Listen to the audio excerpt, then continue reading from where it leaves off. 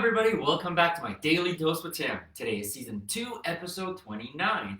And as mentioned yesterday during Part 6 episode, I decided that today we're going to go into a bit of a 6.1 kind of scenario once again, just because I do want to take the opportunity to elaborate a little bit more on what we were talking about.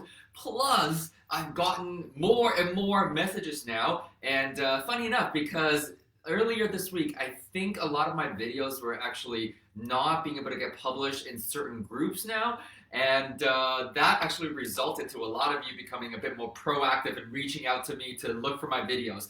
And that kind of just shows that you actually are engaged with me, and I really truly do appreciate that. And it also shows that if I make it too available, it makes it too easy for you. Isn't that funny? And if that applies to you, then kind of think about where else that kind of shows up in your life. Because I like to say this, is that if that is you, then that probably means that you do need somebody to kind of hold your hand a little bit through the process as well. And the other thing is, which is a more positive note, is that you're actually really craving for the information and for the knowledge and for the experience talk.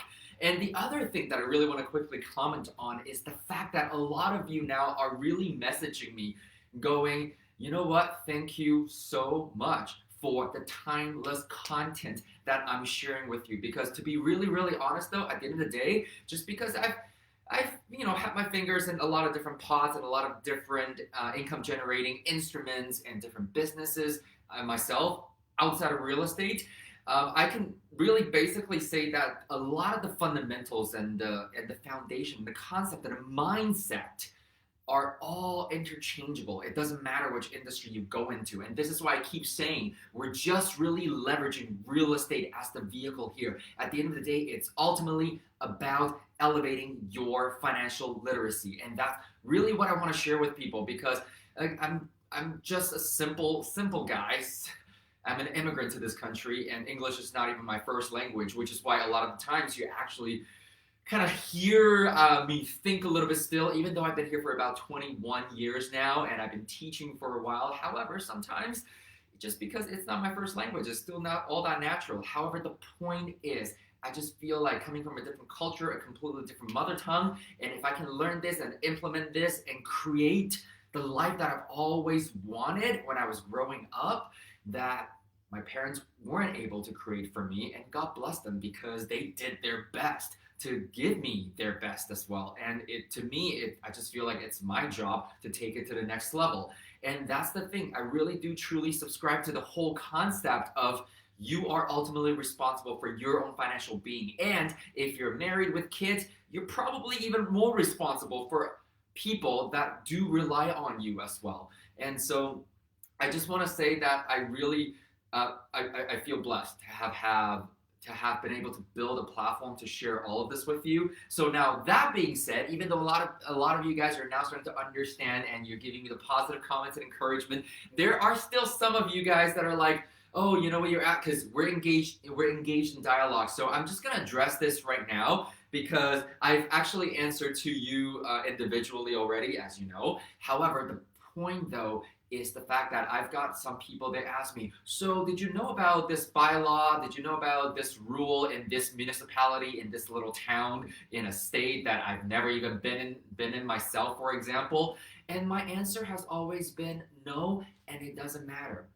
One of the things that I used to say though is that once you actually got your basics down, all your foundation built, I can tell you, and this is not a brag or a boast or anything, it's the reality, is that once you can master and your craft and hone in on your mindset and your skills and understanding how to build your power team in every single market that you want to go to, I can pretty much guarantee you this. You can go into any market, a place that you have never been into, and find an opportunity within 24 hours, and you can make money out of it. Whether that be through an exit strategy like wholesaling or commercial or lease options or private lending or flip or distress or BERT, whatever the case may be. Okay, that is what I am wanting to share with you here. And this is why I don't talk about a lot of the market trends, as you guys can see, because I do believe that there are other sources for that. For example, you can go to your local meetup clubs. Even though we're not really meeting up in person right now, there's a lot of online webinars where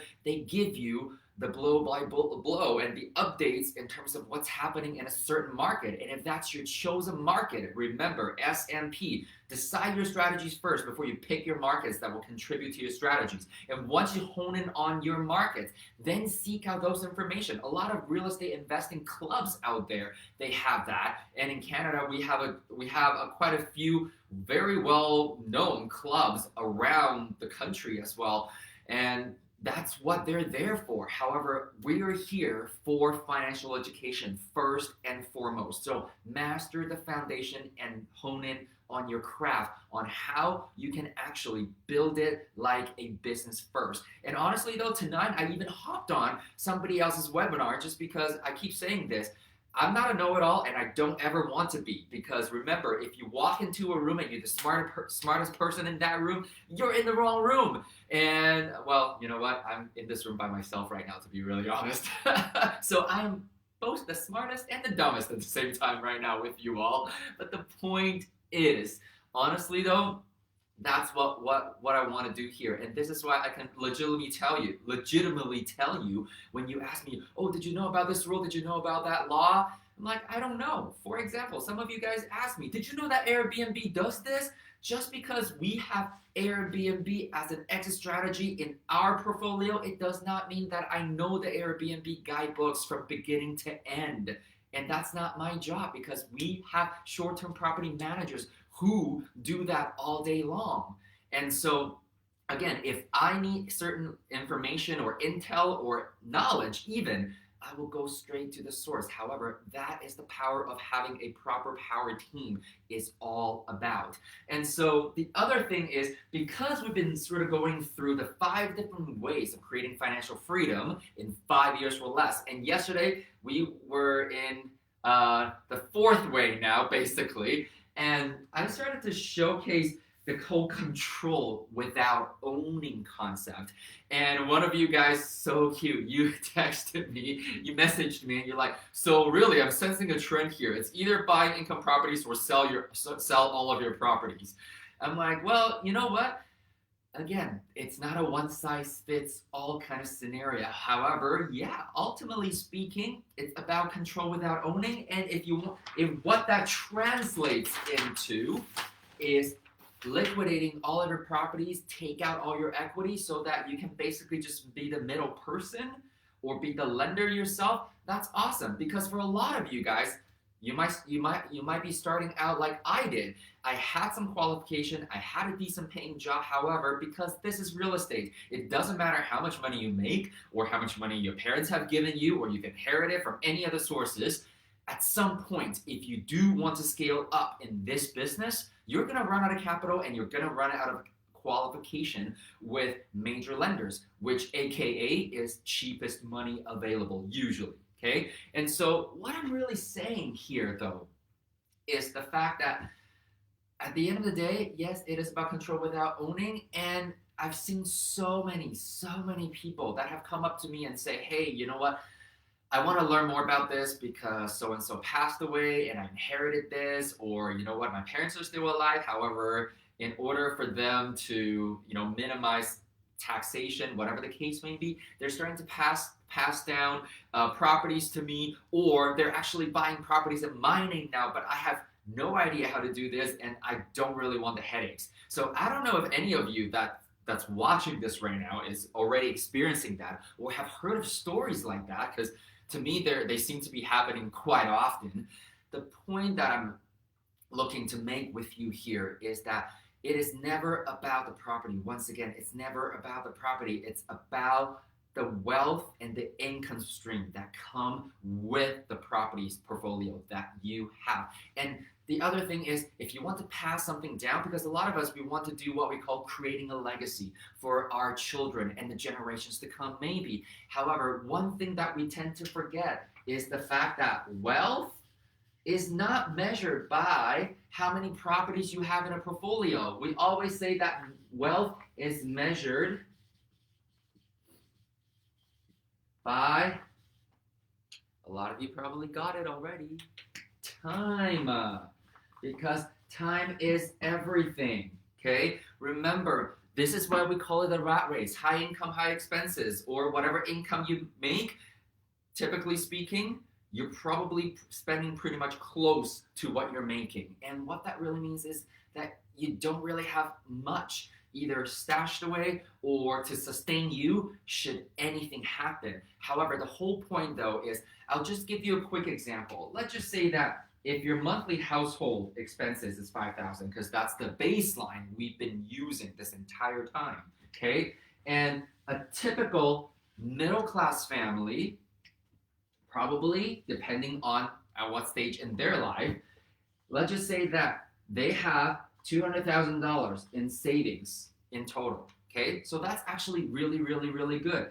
I'm gonna guess that at this point, they're probably in their 40s, okay, for most households.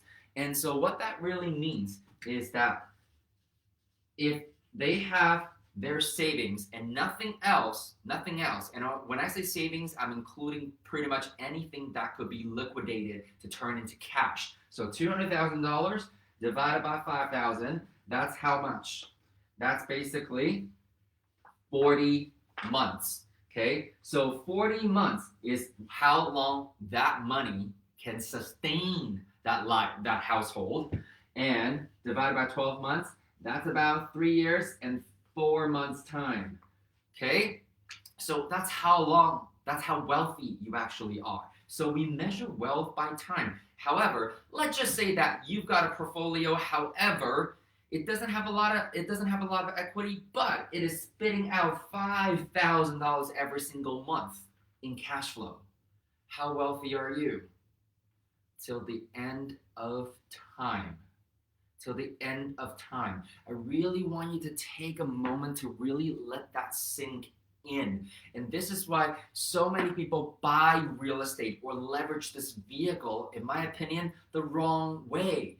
They're willing to suffer through 10, 20, 30 years of little to no cash flow, sometimes even negative cash flow, and hoping and praying that the tenants are good and their landlording duties are cut down to a minimum, and the building never gives them any issues. And so maybe in 20, 30 years time, they can actually breathe a little bit better.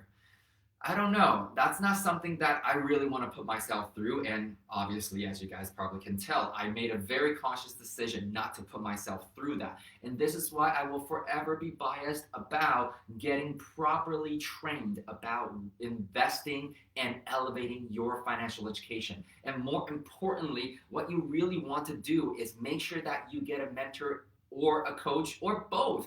I mean, throughout my entire career, I've had multiple mentors, I've had multiple coaches that really guided me through a lot of different processes and strategies and in different markets for myself, however. Now, I just want to let you know though, not all mentors and coaches are created equally as well, and I just want to put this really out there because your mentor and your coach should really be focusing on your knowledge level and helping you implement. And so what I mean by that is you always want to find somebody who does not have any other ulterior motives other than to make sure that they see you succeed.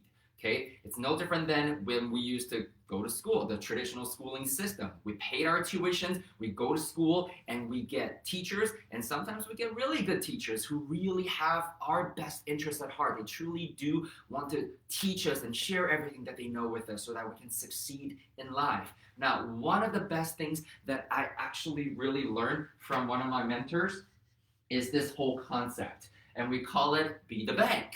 So, this is you. And I think I've actually done this graph in the past already, but I really just want to tie it back to part 6 of what we've been discussing here. Is the fact that you are here and your job as a trained and educated investor, real estate investor in this particular case, is to make sure that you constantly put yourself out there to find money, okay? To get access to capital. Remember, when it comes to capital, it is not the cost of it, but the availability of it that matters. Why? Because what if you got a smoking deal that comes across your desk and you don't have the access to capital to capitalize on it, to really take advantage and jump on the opportunity?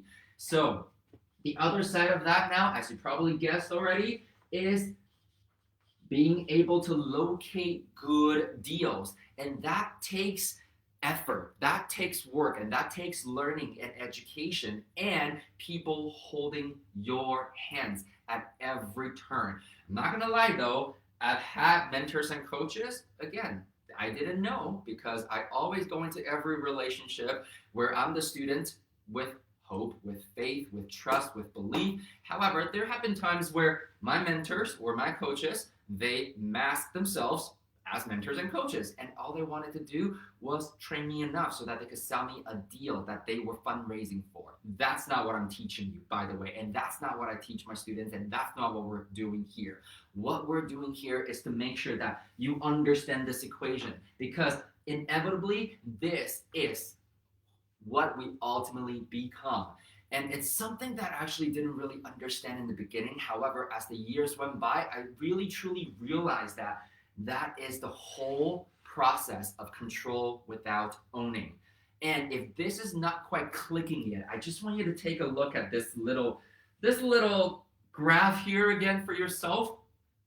Instead of the word you or I in here, okay, who can you substitute that word with? Or what can you substitute that word with? And if your guess is banks, you're absolutely right. Think about it, okay? When you put your money in a savings account, what are you getting on interest these days? If you park your money in a GIC or a CD, depending on where you are, or a high interest in a savings account, how much interest are you actually getting these days? 1%, 2%, depends on where in the world you are right now. And a lot of the times when you put your money into those savings accounts, they call them termed accounts. So what that means is, let's say in order for you to get even say 3% right now, you have to promise that you are going to keep that money locked in for the next 3 to 5 years in order for you to get that kind of return every single year. And if you break that term, you will automatically default back into the 0.1%, maybe even less that they're giving you. However, if you're going to borrow money through a bank, okay? If you're going to borrow money through a bank, because if you want to borrow money to them now, you are the deal. You are the opportunity, because when they lend you money, guess what? They're charging you interest. So they're making money from you. But they're drawing from the same vault where all of us are putting our money in. So they give you, let's just say 1% on one side. And the other side, what's the cheapest product right now? Well, in Canada, the cheapest product is a 5-year fixed mortgage. Some people can get 1.89%, for example, okay? So 1% here, 1.89% there. They're still making 0.89%. You might say that's not huge. However, if you're dealing with billions and trillions worth of dollars at 0.89% per year, you're making some money. And guess what? They have none of their money in the game. And they control everything without owning anything. Well, they own the real estate and the buildings that they are in, probably a lot of the times. However, think about it. If you currently have a mortgage, I want you to really, really think this through, okay? When you have a roof issue, when you have any sort of issues, plumbings, and let's say your dryer's not working, anything that's happening in your house right now, who do you call to get those things repaired? You don't call your mortgage lender. You don't call your banks. You call whoever you need to call, a handyman, an appliance guy, a roofer, a furnace person to come in and fix, right? However, if you don't make your mortgage payment, guess what? You lose claims to that property because your lender now can actually come in and take it because you have defaulted and you're technically in foreclosure now. So they control everything but don't own. They control everything, but even though they don't own it. But that's the coolest part, is the fact that they are able to make money with somebody else's money. And ultimately speaking, that is the highest level, in my opinion, of financial education. And this is why one of my favorite mentors of all time, Mr. Pip Stalick, he's always said, look to the person next to you. I don't have anybody next to me, by the way. And high five them and tell them, I want to be the bank. Okay? So maybe I'll do one of these for you. Well, I don't know. I've been in this room doing these videos for you guys, every single day just for 20 minutes a day. And I'm just looking to have some fun with you now. So anyways, I really just wanted to cover all of this right now with you so that hopefully it closes some gaps for a lot of you guys. And if you got any questions, I appreciate all the messages and the encouragements once again. And once again, please, please, please, if you can relate and identify with the message that I'm putting out there, please share my videos with the people that you think can and will benefit from them. So that being said, tomorrow I will be back to you with the 5th method of 5 ways to achieve financial freedom in 5 years or less. That's it from me for today. Thank you so much for joining me again. Have a great evening. Live well, everybody.